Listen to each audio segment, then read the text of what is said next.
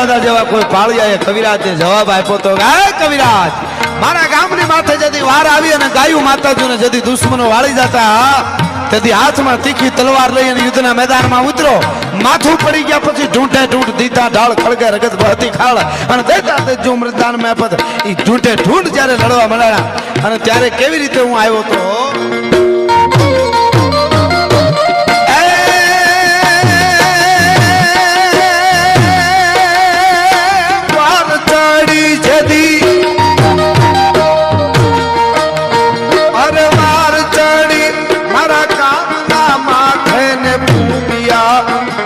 ઢોલ કવિ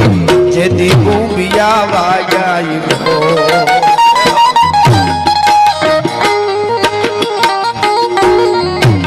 અવની પેલા હા બધા થયા તા માટે